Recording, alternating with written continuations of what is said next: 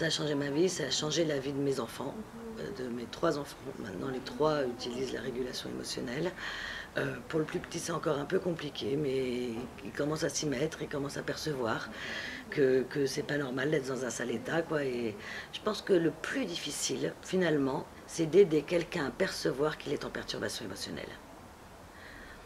Parce qu'il y a toujours des explications, oui, mais c'est normal, et qu'il y a toujours des solutions autres que celles de réguler. D'agir sur l'autre pour que l'autre arrête de faire ce qui m'énerve, de me barrer.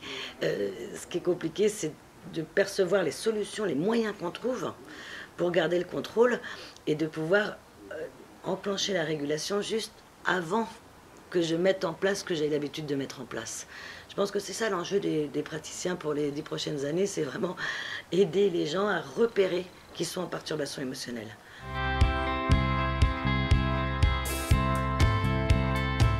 Il y a des parents qui me disent, mais est-ce que c'est moi j'ai une phobie de l'eau, mon fils a une phobie de l'eau, est-ce que c'est moi qui lui ai transmis? Et je crois pas. Je pense que par exemple, cette maman, elle a 3 enfants. Il y a un enfant qui a la phobie de l'eau, les 2 autres l'ont pas. Alors pourquoi est-ce qu'elle l'aurait transmis à lui? Parce qu'elle l'aime moins que les autres? Non.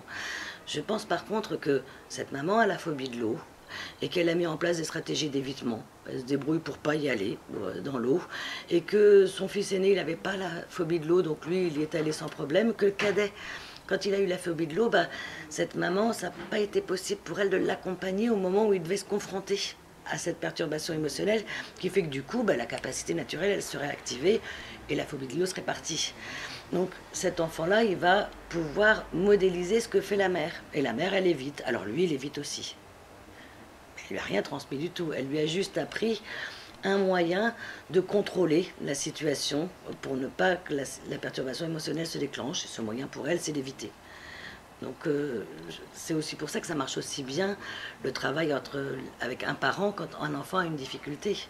Parce que si finalement le parent n'a plus cette angoisse, cette sensation désagréable quand il se retrouve confronté à de l'eau, quand l'enfant à côté va commencer à paniquer, le parent va pouvoir rester tranquille. Il va savoir qu'il ne fait pas n'importe quoi en obligeant l'enfant à se confronter à sa peur de l'eau. Il sera serein et l'enfant va percevoir cette sérénité. Du coup, il va se passer quoi? La capacité naturelle va s'activer. Ce gamin-là, il ne sera pas très bien pendant 10, 15, 20 secondes. Et puis, ça va s'arrêter et l'enfant va dépasser sa peur.